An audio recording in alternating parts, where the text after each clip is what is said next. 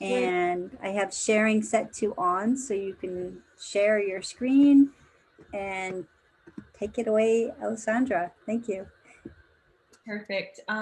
It's so great to meet each of you virtually, and thank you again, Trish, for inviting me to your class. And I can't wait to hear what you all do and what you all have been working on. But I thought to start, it would be helpful to share a little bit about my background and then talk about some of the work that I do at the Shed. And I'm especially thrilled to be talking to you all because I actually started off as an artist, which led me to curatorial work. And I actually had no idea that I could make a career out of working with and supporting artists. So I hope that this is a point of inspiration for you all that want to pursue an artistic career, and some of you that may be interested in curatorial work or other aspects of working in an institution or a museum. So to backtrack a lot, I'm originally from South Carolina. I ended up moving to Chicago for my undergraduate degree. And I actually studied at School of the Art Institute of Chicago. And I came there to study painting. But my first year of our core curriculum, I became interested in performance. I took this really transformative performance course with an artist named Maria Gaspar.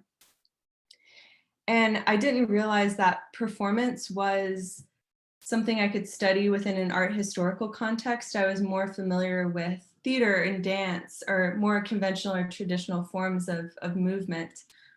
And so from there, I started taking art history courses, and I became really interested in writing and thinking about artists who were making really timely, urgent, important work that were excluded from the art historical canon that had been laid out before me in undergrad. And so I ended up switching my major from studio art to getting a dual degree in studio art and art history, theory, and criticism. And I actually think it's a degree that they don't offer anymore, but for me, it was super important to have an artistic practice and have this sort of art historical background. And around this time, I'm not sure how I did this, but I was in school, I was doing like a few internships at, I did one at a gallery and then one at a performing arts space. And by my final year, I knew that I wanted to work in an arts institution or a museum. And I really wanted to move to New York because there are just so many institutions that were supporting performance, and that's what I was interested in really pursuing. And so I ended up applying to a lot of different internships at like the Met, Guggenheim, MoMA, Whitney Museum, everything and anything. And I didn't get any of them, but I ended up receiving an email from the Guggenheim. I didn't get the summer position, but they offered me a slot for fall. And I was quite excited by that. And I'm going to share my screen now because I want to show you some of the projects that I worked on in the past that sort of tie into my work at the Shed. So just give me a moment. I'm going to share like a portion of my screen so you can see. Can you all see the imagery on there? Yeah. Yes. Perfect. All right, where was it? Okay, so this is one of the first performances that I worked on at the Guggenheim when I was an intern there. And it was a recreation of this disco club in Germany called Cream Cheese from the 1960s, known for their really progressive music and 3-day parties. And it was interesting because I was working in the public programs department at the time, and they did a lot of performances, symposium, lectures, but there was no sort of formal curatorial department dedicated to performance. There were definitely curators working in performance, but there wasn't a curatorial performance department. And so this is the type of work that really excited me. And then from there, I ended up doing an internship at MoMA and the Whitney at the same time. Let me go to the next image. While also working like part-time service jobs in New York City. And then I went on to work for the Kitchen. I don't know if any of you all have been to the Kitchen before. It's on 19th Street, but it's actually one of New York City's oldest nonprofits. and they show work across various disciplines from music to performance art. They have gallery exhibitions, and they helped launch and shape a lot of careers of artists in like the 70s, 80s, 90s. And they're a really progressive and interesting space. So I highly recommend, if you haven't been, to definitely check them out at some point. And the first performance there that I saw was John Brown, which is an artwork by Dean Moss. And it examined the legacy of John Brown, who is this white abolitionist who led a failed raid on Harper's Ferry during the 19th century. And I'm telling you all of these details because that's what really influenced me as I found my community in New York City. And I think that's really important for you all at this stage in your career, while you're in school, to sort of find your community in New York. And you never know, like, you might end up working with people later down the line. And I mentioned Dean in this instance because I first saw his work in 2014 or 15, that performance. And then years later, I ended up working with him. So I added that in there. And then after the kitchen fellowship that I did, I started working at LMCC, which is the Lower Manhattan Cultural Council. And I was a program assistant working on their residency programs. And it wasn't exactly curatorial work, but I had an opportunity to review residency applications for artists who needed space to work on specific projects with other institutions. But while I was at LMCC, I was taking on a lot of different freelance curatorial projects. And I highly recommend it to also start your own projects outside of institutions. You can start now. And this is a series I worked on called Ambient Church, which is experimental music in churches across Manhattan and Brooklyn. And this is an image of Suzanne Ciani. It was an event with about 500 people. And there are also mapped projections as well that you'll see a little better in the next image. This is Anna Roxanne from LA, who's based in LA and also in New York.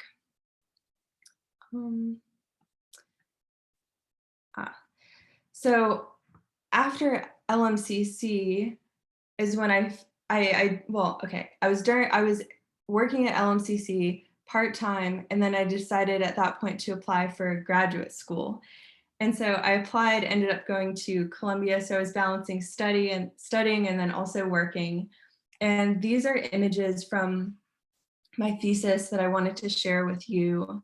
This is an artist, Trajal Harel. And this is Dean Moss, who performed at the kitchen. And then these are two artists, Aiko Taki and Don Christian Jones. And that performance series that I did was sort of the first that the Wallach had ever have, and the Wallach is Columbia's gallery space. And these performances took place inside of the gallery and outside. And here's the shed. Have any of you actually been to the shed before? Yes. Oh, no, I haven't. I've never been inside, just outside of it. Yeah, same. I've never been in, but it looks really big. Yes, it is massive. So during my final year at Columbia, I saw this posting for a job at the shed. It was a curatorial assistant job working on the exhibition programming there. And I came on part-time while I was finishing my studies as a part-time curatorial and program assistant. Then later on, part-time curatorial assistant only. So I was working on a lot of programming even before our building opened. I believe we had 2019 planned out, 2020, maybe not 2021 at that point, but I eventually came on full-time. And in terms of the shed, like the shed's mission is really to commission artwork across various disciplines.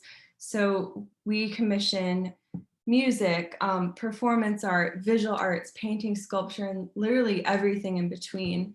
And I think one of the really exciting things about working at the Shed is that we're working closely with the artists from the moment they have the idea till it lands at our building. And a lot of times at a lot of other institutions, it's like the artist has already created the work, it's being shipped, and then it's like hung on a wall or displayed as a sculpture. And so it's really great to have such a close relationship to the artists that we work with. And for some of you that aren't familiar with this space, the building actually rolls back. It's kind of hard to tell from this image, but there are wheels, so it can retract and expand. That portion is called the McCourt. So when it's expanded, it turns into this like plaza area. And then when it's retracted, it becomes more of a public space. So we do host performances there. We have a program called Open Call that I'll talk about a little later. And then, so the McCourt, we have 2 gallery spaces, level 2 and level 4. And then we have a theater space as well, which I believe I included in this next image. So this one was a theatrical production that we did in in the first year called Norma Jean Baker of Troy, which is really exciting. It was like a traditional proscenium, a beautiful set. And the nice thing about the theater space is the seating there can be configured in any way. And that's also sort of embedded in the mission of the Shed, like it is a flexible building. So right now, for example, we don't have any seating in there, and artists have used like the entire space. So we're able to configure it in many different ways, which is really exciting for me as a curator personally. And this is an image from this program that we have called Open Call that I think a lot of you will be interested in. So as a civic institution on city-owned land, we felt that it was really important to make sure that we work with New York City early career artists. And we have a program called Open Call that was developed in 2018, even before we opened. And it's a program, an opportunity to provide commissioning support to artists who are really in the early stages of their career. And there's no educational requirement or anything. You have to be 18 years of age, but other than that, we're really looking for projects that artists just haven't had an opportunity to realize because of lack of resources. And so we award up to $15,000 for the creation of new work. And that includes artist fee, that includes like the cost of materials. And in 2019, so we launched the call for applications in 2018. We received about 1,000, and then from there we selected 52 artists. So it was an incredible opportunity to work with 52 artists across all disciplines. And the image that you're seeing here is a piece by Keon Williams called Meditation on the Making of America. And it was a performance that turned into an installation. So this performance happened even before the gallery show opened. And I'll show you, I believe I have another image. So this was sort of the final product, which is a map of America, a map of the US. And here are some images of the gallery exhibition. A lot of different disciplines included, from video to sculpture to photography. And then this is our level 2 space that's actually connected to our McCourt space. Here's another image of the show. And then I'll talk a little bit about the performances too. And I also want to mention, we recently launched and opened this program again. It happens every 2 years. We announced call for applications this past April, not like this month, but last year. And it was interesting because we did that during the pandemic. And I think by the time we launched applications, it was announced that the United States had the most COVID cases in the world. And so we felt that, you know, we have a steadfast commitment to artists, to New York City. And it felt really hopeful and great to sort of share that news and share that we are continuing this program. And we're opening the exhibition and performances in June, so it's still happening. We're having to navigate a lot of protocols around COVID, and if you have any questions about that, like super interested to hear your thoughts. But these are, so the images here from the 2019 open call and some of the performances that happened. I just included this image. This was a performance by Janja Lennick, who's an artist based in Berlin, as part of an exhibition coalition. So we do performances in the gallery as well. And these are images of a show I had an opportunity to work on called Manual Override, which was an exhibition guest curated by Nora Khan, who is a critic and writer. And the exhibition critiques social, political, and ethical issues related to emerging technologies, like artificial intelligence, for example. And the show centered around this artist, Lynn Hirschman Leeson, who actually has a solo show coming up at the New Museum this summer. Highly recommend you check it out. But she is an artist who had not received major recognition early on, and she was actually one of the first artists to incorporate touchscreen interface in her work. And she was also one of the first artists to launch an interactive artwork. And I remember her telling me that when she was making work early on in like the 60s and 70s, many people were saying video art doesn't belong in a museum. So she was really a pioneer. And we commissioned, so you'll see these series of screens sort of bisecting our theater space. We commissioned the final film of this series that she had started called The Electronic Diaries from '84. And the other artists in the show that we included were, let's see, I have images. Okay, there's another Lynn image, Morrishan Aliyari, another Lynn image, but the other artists are Simon Fujiwara, Martine Sims, and Sandra Perry. And so it was a group show sort of centered around Lynn's legacy. And then we include a younger generation of artists who were sort of working in similar ways. And this is a piece of Sandra's work. And one thing about this is it was really exciting to work in the theater too, to like mount an exhibition in the theater, because we really leaned into the language of the theatrical space. So we used curtains instead of walls, scrims instead of walls, and got to play a little bit more with theatrical lighting, whereas in a gallery, we weren't able to do that. And yeah, I mean, right now I'm working on Open Call, which opens this summer. And then we are launching a show by Yin Chang, a solo show called Life After Bob this fall. And then we have a major upcoming exhibition by Tomas Saraceno happening in early 2022. And so as a curator, we're constantly working on multiple shows at once. We have our season planned out until 2023, so it's pretty far in advance. But I'm really exciting. All of the shows are moving forward. It's been like interesting with COVID to sort of navigate a lot of the restrictions, because performing art spaces right now have been able to open with a limited capacity. Same for gallery exhibitions and everything else. But this is sort of like an overview of the shed and a little bit about my background, but I'm super interested to hear about each of you and any questions you have. And I'm just gonna stop screen sharing. Let me see if I can figure out how to do that.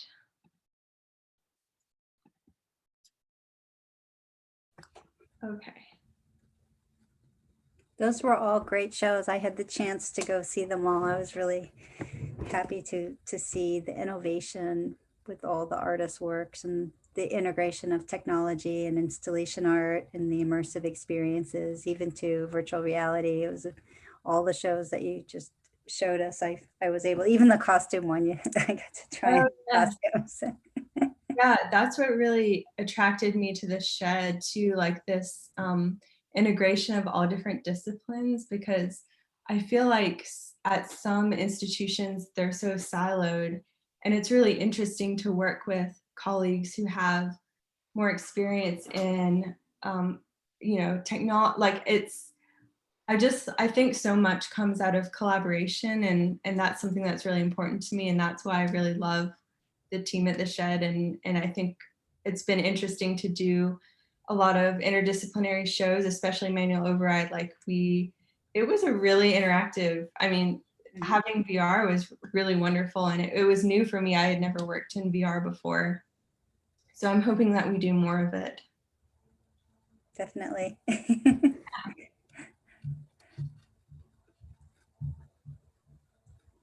I have a question about the open call. Yes. And that's for New York artists only? Yes, you could work or live in New York. So you don't necessarily have to live here, but you can work here and still apply. But you have to have ties to New York City to be in the show. Yes. Right. Yes.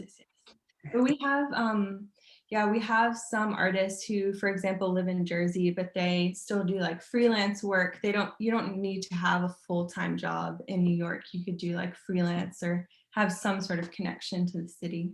Oh, I see. Okay.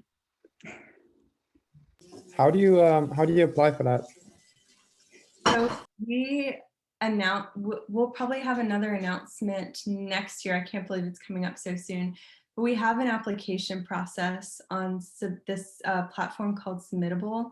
And so we'll ask artists to put together a proposal and a budget. So some of the things we ask are to include like a 250 paragraph about the project that you want to propose, a budget. We provide a template for you, and then also images of past work, and then images of the proposed commission. I know that's kind of hard, but we ask for like sketches or renderings just so we can get a sense of what this piece could be. I have a question similar to that. Like, what is the process when you are like picking like artists? Like, how do you eliminate like certain artists? Like, is it not up to your standards? Like, I just want to know, like, how do you pick these people? Like, Totally. So I'll speak to Open Call and then also the wider program. So for Open Call, one thing that was really important to us is to bring in other voices in the field.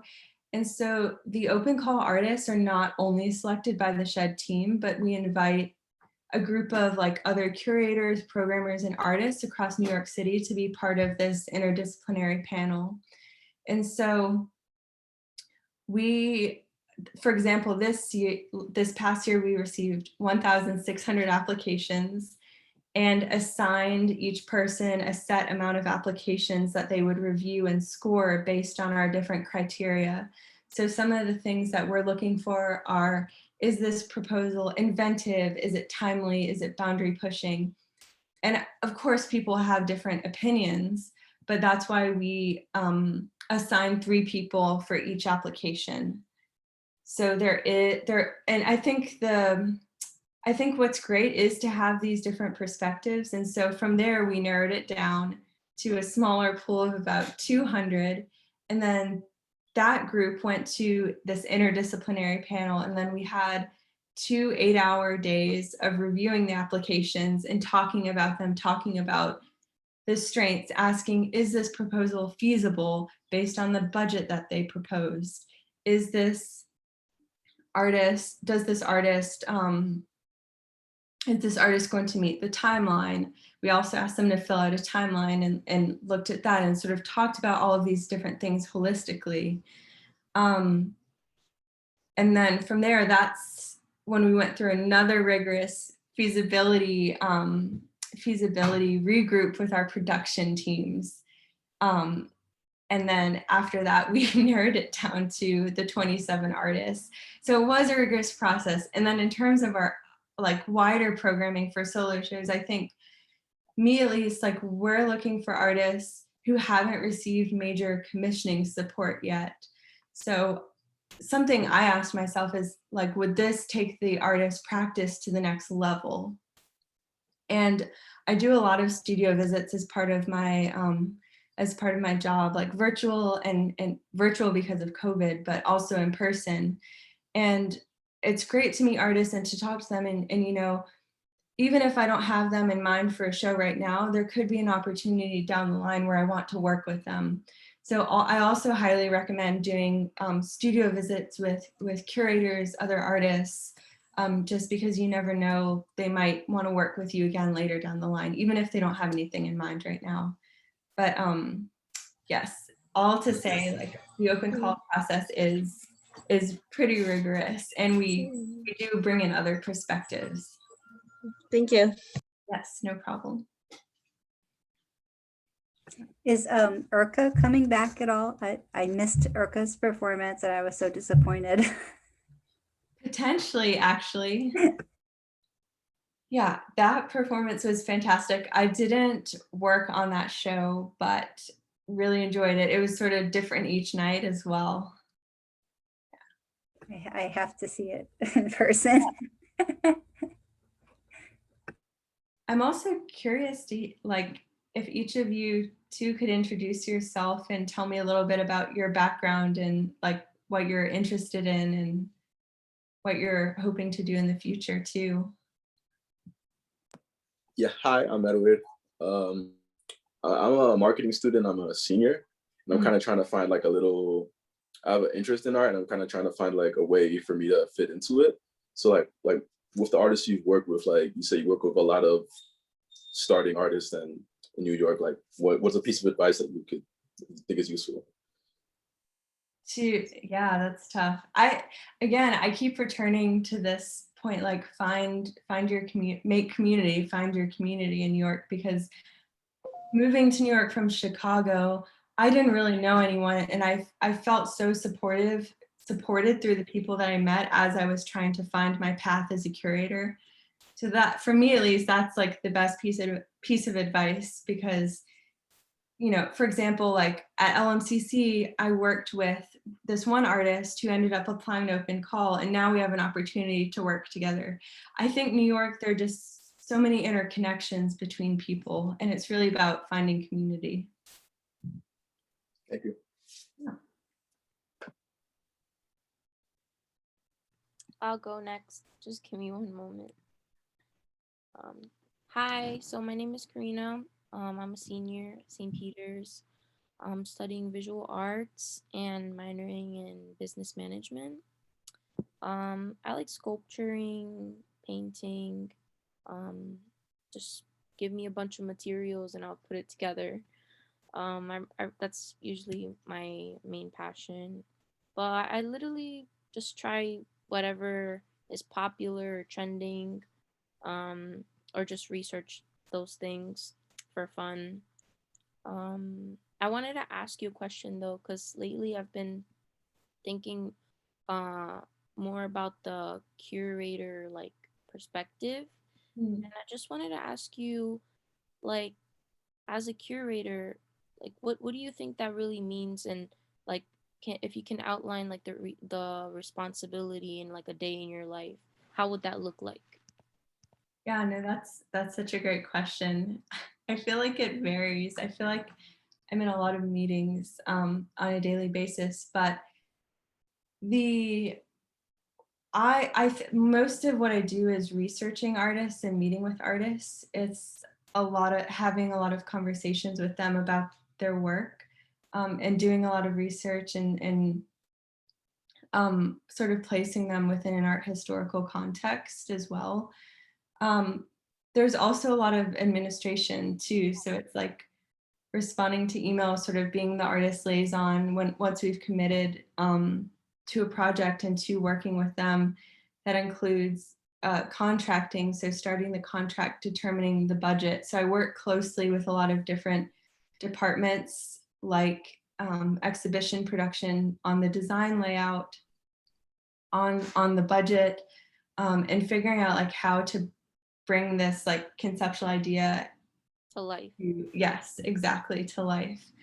And then there's also another side of my work where I work closely with the marketing and communications team to write about the artwork that's coming to the shed to make it accessible. So it's not like art historical language, but it's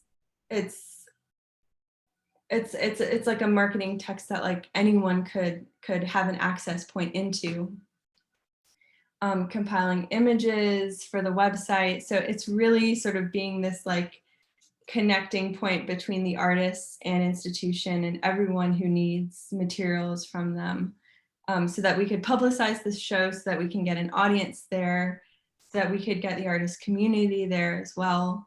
So it's tricky to describe a day because I feel like it varies so much. There's so many different aspects, but it's a really, I feel like my role is a lot of collaboration. Definitely a lot of collaboration and talking to artists. That's great. And I also wanted to know, so do you work with multiple artists at the same time, or do you just commit to like one artist? Like, how does that work out for you? Multiple artists at the same time. Sometimes, so the curatorial department, it's me and 2 other people. So I will work on supporting somebody else's show. So I'll be the assistant curator on a show, but then I'll also have my own shows as well that I'll be leading. And so we're constantly working on different projects. For Open Call right now, I'm working with 9 performing artists and then 7 visual artists. And then I'm also working on supporting the Ian Chang and Tomas Saraceno project coming up, and 2 of my own projects in 2022. So we're working on multiple timelines as well. But sort of the priority right now is Open Call because it's opening in June. Yeah. So that's coming up. But that's really great to hear that you're interested in curatorial work.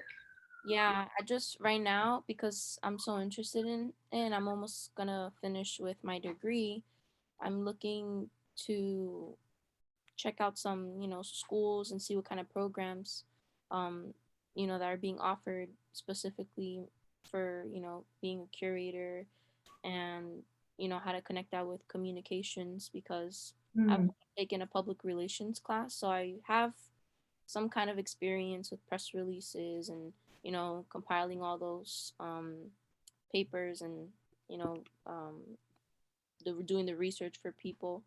But I feel like it's not enough. So I have to see how can I take that a step forward and, actually make a reality, like to be a curator.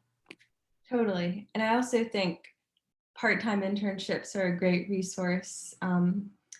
It's hard, but it's doable. I had like 2 part-time jobs and I was able to do the internships, but now the good thing is I feel like a lot of them are changing and starting to pay. For example, I know MoMA offers a monthly for the summer internship. I think the Whitney does too. So you said the Whitney and Museum of Modern Art also. okay, let me just write that down. Does the shed offer an internship? I wish we did at the moment. It's something that, well, personally speaking, mentorship is really important to me. And I know it's something that we want to offer. We're still a fairly new institution, having opened just in 2019. So we're still on a path to like get an internship program started, hopefully. So fingers crossed soon. But when we do have one, I know it's something that curatorial will definitely be interested in. Do you think when you have all that situated for the internship, that'll be like publicly known, or do you think we'll have to like Definitely. work for the information? Oh no, definitely. And when that does happen, like Trish, I'm happy to send you an email so that you can share with everyone. Oh, that would be great. Thank you. Another good resource, if you all are looking in New York, NYFA has like a lot of arts listings as well for internships and part-time and full-time work. That's when I first moved to New York, I was checking NYFA like every single day. But they also have artist opportunities too for like call for submissions for exhibitions, and then also for like grants as well.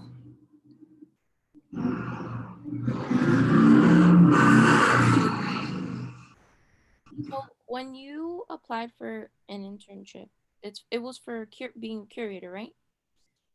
Well, at first it was for, they asked you to select 3 different departments you're interested in. So I think I definitely selected curatorial, I selected education, and I can't remember the third one. And for Guggenheim, I was technically in the like public programs education department. But then for MoMA, that's when I did curatorial, and then same for the Whitney curatorial. Mm. And did you like prepare? Because you know how for artists, you're usually have a portfolio ready to go. So for curator, what do you think is something that you can, have prepared and kind of show like, oh, I'm good at this. I can be a curator. Like what's something that you recommend?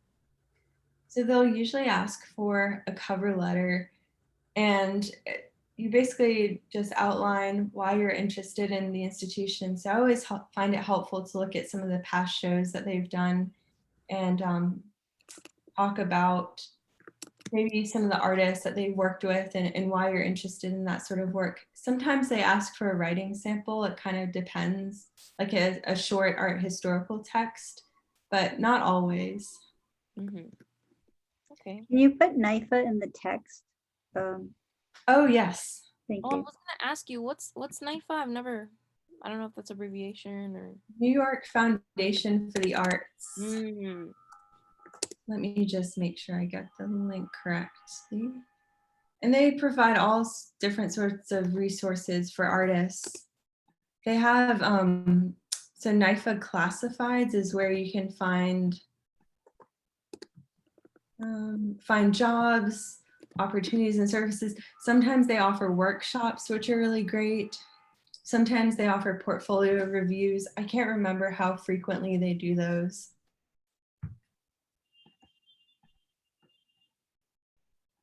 But tons of resources on there and all compiled in the same place, which is great. So you don't have to Google and try and, search for what's available on each different institutional page. That's great. Thank you. No problem.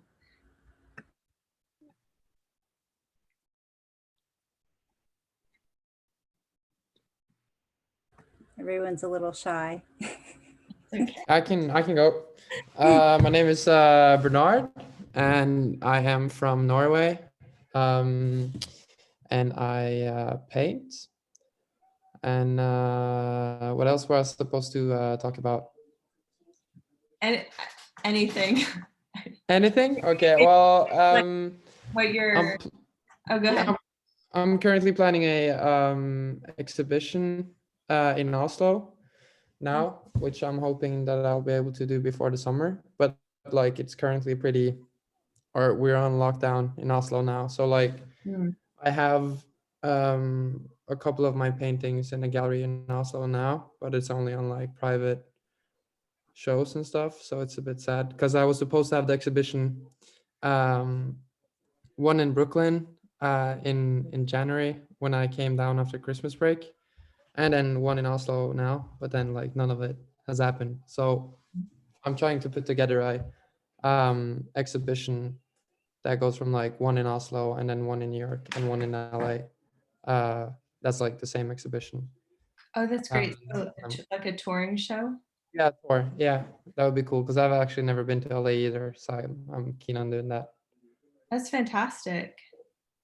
It would have been cool if it works out. Yeah. Well, congrats. Thank you. Or it's not too much to congratulate like now because obviously it's not 100%, but I hope it happens.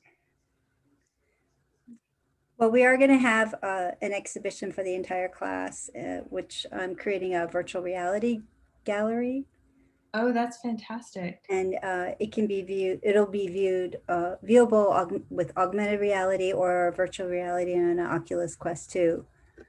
So as soon as we get that done, I'll send you the link so you can see our virtual exhibition. Oh yes, please do. I'd love to see it. Are you in Clubhouse at all? I am actually. Okay, good. I'll look for you. Are you as well? Yes, yes, I am. I'm actually planning an artist talk for, I have a show opening up, and I'm going to do a artist talk in Clubhouse. So I'm starting to promote it now. That's great. It's a really interesting resource to, yeah, I feel like a lot of people in my circles are using Clubhouse Hmm. for talks. Yeah, it's very interesting. Some people though that don't sleep. They're in it. Like, where do they find the time for this? Right. So, what recommendations would you have for the students, just in general, for keeping themselves like into this new mix for digital awareness in social media and networking and things like that? How, because Clubhouse is one way you can get in front of curators like you that you would never have been able to do before. So I was just wondering if, what recommendations you would have for the students. Yeah. So I think okay, so I'm not on Clubhouse as much, and I still haven't figured out to talk to people directly yet. So I always appreciate Instagram actually. I'm on there, and that's how I find out a lot. That's how I find out about a lot of shows that are happening. And I've also had artists reach out to me on Instagram for my email address to send me invitations to exhibitions or performances. So that's one way to do it. And me personally, I'm always welcoming to that. I think it's great to have a practice where you post about your work just because, under lockdown, I feel like because I haven't been able to go to as many shows. I was seeing like 10 shows a week. I would go to so many galleries and performances, but now I've just been sort of scrolling through and seeing what people have been doing digitally. There's a lot of digital programming happening, a lot of artists who are making work in their studio who aren't able to show it but are still posting online. So that's been helpful to me to be able to see some of that. I mean, yeah, basically I'm on Instagram, but it's so tricky because yeah, everyone's sort of isolated and in this moment. Yeah, I it's there's Clubhouse. I'm trying to think what else. Maybe I'm old fashioned and saying I'm only on Instagram. That's okay. It's just that you're right, though. The world has changed a lot, and I'm sure you're so excited about everything opening up again. Yes. I can't wait to go to more gallery shows, and I'm trying to be really careful just because you know, we have open call coming up with all of these artists, and so I'm trying to like limit where I go in the city right now. I'm mainly just going from my apartment to work for rehearsals, for install, and that's pretty much it. Is the New York Philharmonic tonight or tomorrow? The It is, performance. yeah, it's tonight actually, tonight and tomorrow. Yeah, they offered tickets for me for tomorrow, but I can't because I'm installing the show. Oh, okay. Well, we'll have more. I saw Kelsey Lou during a dress rehearsal, which was really great. Oh, nice. I'm sad to miss the New York Philharmonic tonight, but I know, I wanted to go too. it was so surreal attending the Kelsey Lou performance and holding space with other people, being in the same room with them, sharing the same sort of energy. It's been, other than the subway, it's been so long. It definitely has, way too long. I was wondering, do you post any of like your created art exhibitions on your Instagram, or is that like on the Shed's Instagram?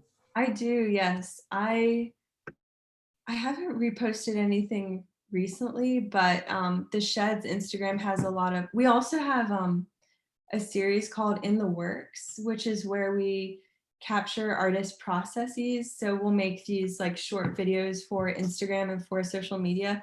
I think that's another unique thing about the shed, is that we're really interested in the process as much as the final product. And so you'll see a lot of that content on the shed social media, which is great. That's such a strange, like, that's really refreshing to hear you're interested in the process, because it's a fine line. I think when an artist is talking about their work, because like some collectors say they fall in love with the artist and not their process. And then some collectors like the process, and, you know, they're not as concerned about the statement, you know, it's. Totally, yeah, it's so tricky because the process can also be really secretive. It's like, I know some artists that are, you know, they're not ready to show the work, and that's hard for them to let go of that and say like, yes, you can have some sort of window into my practice, into what this looks like, even though it's not finished just yet. And I think as a curator, it's helpful to be part of the process so we can have conversations with them. And if they're feeling unsure about anything, sort of guide them through that and give them things to consider as they're making the work that they may not have thought of, working sort of siloed. So that's also helpful. That is really exciting that you guys offer like $15,000. Is it per artist for the project, for the open call? Yes, That's up to incredible. 15,000 per artist. That's really, really incredible. I didn't realize that the shed was commissioning the work for open call. Yes. That's incredible.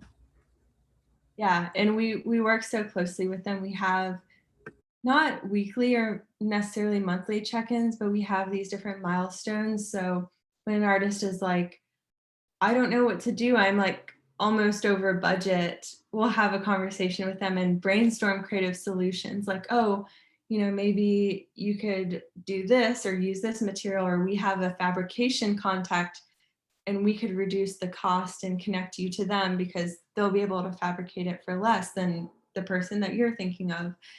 So it's nice to work with them in that way and sort of help them as they're at this really critical moment in their career too, because we've had artists come through Open Call that now have gallery representation and a lot more exposure. So I think another part of Open Call is creating this network as well, this like alumni network.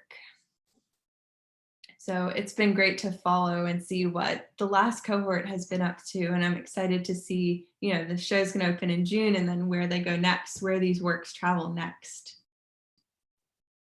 That is very exciting.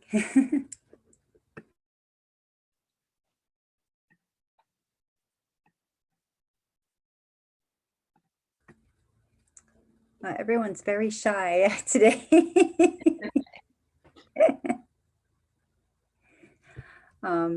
I mean, I'll go now. Okay, good.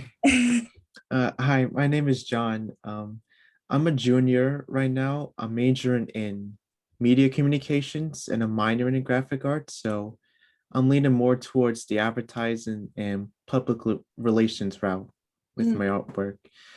Do you know what sort of positions you would go for in that field? Like what type of internships you would apply for, what type of companies or museums would have stuff suited for that? For advertising public relations? Well, we have in almost every museum institution, there is like a press communications department. We also have a design department who is responsible for creating like the identity of certain programs. So if you go on our website, each program page will have like a unique one. I could pull it up and share it with you. Thank you. A unique identity to it. Are you mainly interested in graphic design or like publicity, like press? More so with the graphic design. I Graphic think. design. I'll show you some examples. So here's our program page. So we work with a design team that creates the identity. So for for example, up close, we have like this pixelated image of the building. In audience with, it's like this really gradient image. I actually think if you go to past programs that we've done, at the very bottom, you can also get a sense of like, you know, some of the other designs that that department has done. So there Yeah, are, I see them. yeah, there are team members that work specifically on design in the communications department. And I think it's the same for other museums. Smaller institutions, I think it's a little harder because sometimes people have like more than one job there. They don't necessarily have like designated design department or designated curatorial department. It's like everyone's sort of doing everything at once. Yeah, I see what you're saying. This looks pretty cool, actually. All right, thank you for showing me that.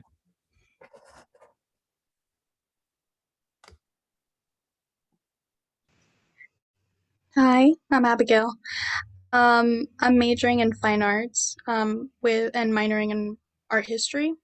Um, I still I like painting and I like, you know, working with things hand on, but I still haven't found like the thing that I'm like good at. Like I don't know. I've been dabbling a little bit in landscape, and recently I've been dabbling a little bit in photography. And I know that at the beginning you said that you started off as an artist.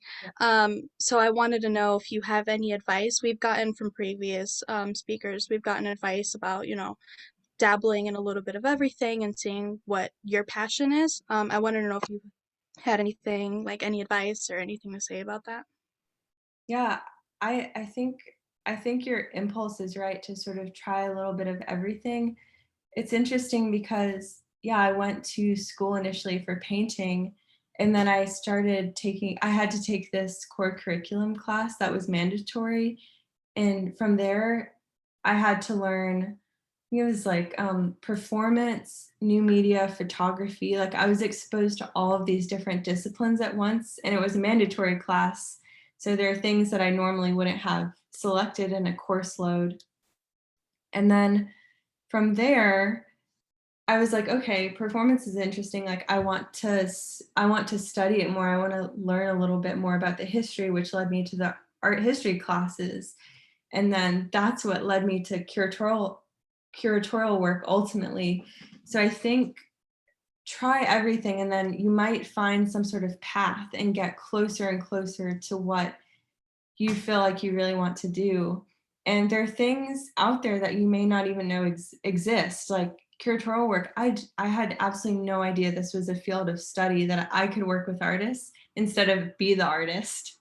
And I also noticed in my earlier years, I was performing in my work, but then I started stepping back. I eventually was directing it instead, you know, I wasn't in my work anymore.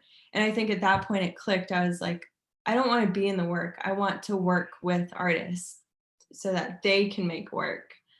And it took me a while to figure it out. And I don't think you need to have the answers immediately. Like it could take, you know, a year or 2 years, and you still have time to. You're still in school. And I also recommend doing like internships or, you know, talking to people in the field too.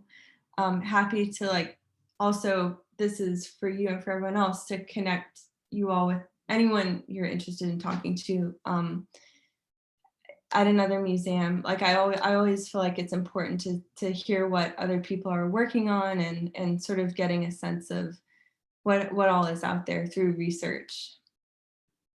Yeah. Thank you. Of course.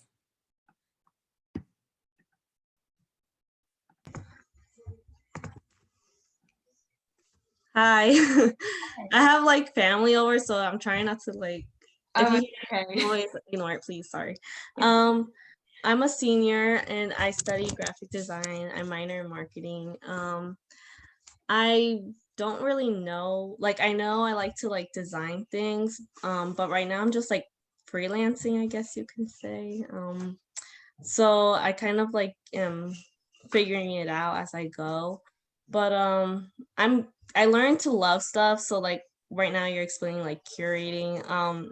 like how long does it take to like promote like an event or like an exhibition? Like how long is it for like that kind of stuff? Like is it usually months or does it take like a few like weeks for it? Like I just want to learn more about that kind of stuff.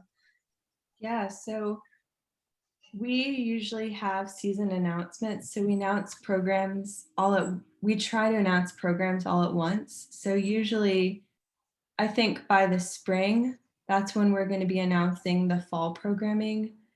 The patterns really vary by institutions. I know that we announced at the Shed our opening program in January of 2019 for like an April opening.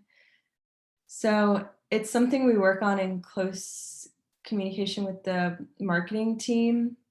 But I would say like, yeah, like 1 season lead time. Some institutions do it way earlier. For example, if you look on MoMA or the Whitney's website, you can see that they have shows scheduled out till 2022 and announced.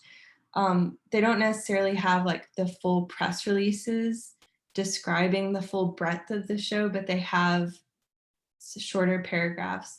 The press release would come after sort of the big season announcement, and that would go more in depth about the exhibition that we're organizing. And then throughout that, we're promoting the show through social media, through Instagram, Twitter posts, and that's on a schedule developed by the marketing team. Okay, thank you so much. No problem.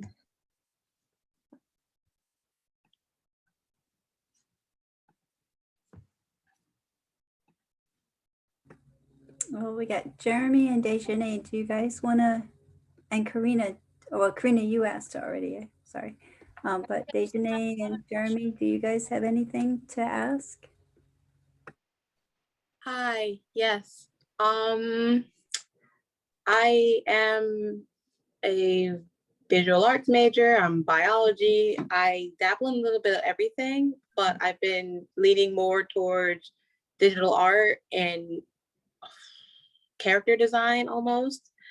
I have a question, like, how do you think future exhibits will be now that many exhibits and curators have been exposed to virtual galleries? Do you think it's going to be, when things open back up some more, do you think it's still going to be like, oh yeah, we're still having a lot of virtual galleries, or do you think it's going to be, you know what I'm trying to say? Yeah, no, absolutely. That's such a great question. I think that's going to be the case. I mean, I think we realize we're trying to incorporate digital programming more and virtual experiences. I think it's something that's going to carry on beyond the pandemic. Also, just like a side note about virtual programming, we noticed too that it's more accessible as well. I actually attended a talk at the Brooklyn Museum. It was an overview of an exhibition for people who are blind or low vision. And one of the points someone made during that talk is, actually, this is more accessible because I don't have to travel to the Brooklyn Museum. And they were able to reach a wider audience. And it was a really great moment to hear, because I think for the curatorial department, we're going to be doing a lot more virtual programming because I think it is accessible. You are able to reach a wider audience. And I know for the Ian Chang show that we have, there is going to be an online version of that show, and that show opens in fall. So I think it's something that will definitely continue and not just disappear. I think the pandemic has completely changed the way that we are working and are thinking about exhibition making. So I think it's going to continue. Okay. Yeah. Okay, great. Thank you. No problem. I have a question. Yes. It just came to me. So I remember, I forgot which speaker came one week, but I remember someone saying that you have to be very conscious of like what's trending and what, you know, people are interested in. in terms of like when you're promoting like an artist, like there's a you know that there's like a good crowd that's willing to come and see the artist because they like it or they're interested. So my question for you is, how do you I'm pretty sure a lot of artists come to you or contact you to get that exposure. So how do you, and you can't choose them all because so how do you figure out like, what, this is the artist that I think I can work with? Like how do you pick one? How do you know like it's gonna be a success with this person? Like this is the person I want to represent. Yeah, so I think at the shed we're constantly thinking about our audience too, and like who is our audience, and that's something important when selecting an artist. I also think we look at like it's artistic excellent, like the rigor of the artist practice, but equity and inclusion is also something really important as a through line in our programming, and I think we're looking at that when we are sort of zooming out and looking at what what our season is like. Do we have representation in all senses of that word? And so for me at least, it's like there's that aspect which also relates to my own personal interest, but I'm sort of programming also thinking about audience in mind, and representation in the calendar, like whose voices have not been included, who hasn't had a major moment. I'm thinking of Lynn Hirschman Leeson, for example, and Manuel Override. She's someone that hadn't been recognized, throughout her career, and is having actually her first major solo museum exhibition at the New Museum this summer. And it's taken decades for her to get there. And it's one of the reasons why we commissioned her work, because she's a pioneer and hasn't gotten to that point yet. So I'd say it's like a combination of that. Okay, thank you. Welcome. Yeah, that show is very exciting.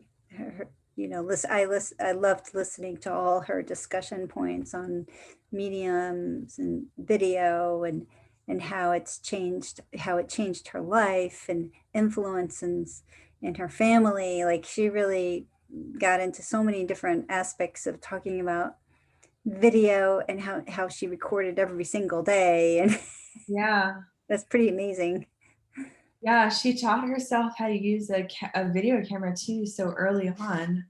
She was such a special artist to work with. And the cameras back then were high def. Only the TV stations had the kind of camera she was using. So she spent a lot of her own money. Right. I love how the electronic diaries, you sort of see the quality of the camera change over time as well as Lynn. Right. Yeah. Yeah. A nice correlation. Yeah. I really like that part, that aspect as well. Mhm. So yeah. Nice piece. Well, does anyone else? Jeremy, you didn't say anything. Anybody else? Last chance. I'm also, you're welcome to share my email too with the students. I'm happy to have like any follow-up email or call if any of you have any other questions, especially as you're navigating like applying to jobs or opportunities. Like I am more than happy to be a sounding board. Well, that's awesome. Thank you, Alessandra. This has been such a delight having you talk today. Just so informative, and I loved hearing about your career and your journey and all the fantastic stuff that you're doing. Thank you so much. And I hope I'll see you at the shed next time in person. And if all of you have a chance to come to the shed, please do let me know. Happy to get tickets or anything, and I'd love to see you, each of you. Definitely see you in June. Yes, sounds good. All right. I'm going to send you an invite to my show too. Yes, please do. I would love to come. Sounds great. Thank you. Thank you so much. Thank you. Great. Thank you. I'll see Bye. you soon. Thank Bye. you. Wow. She's cool. What's that? She's really cool.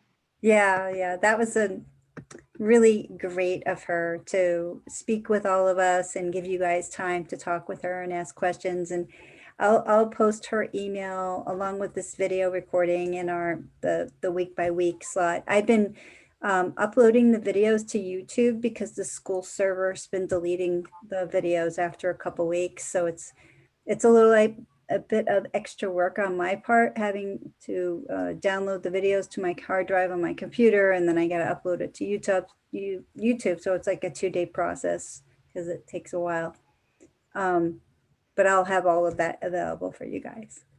Thank you for participating and putting your video on, everyone.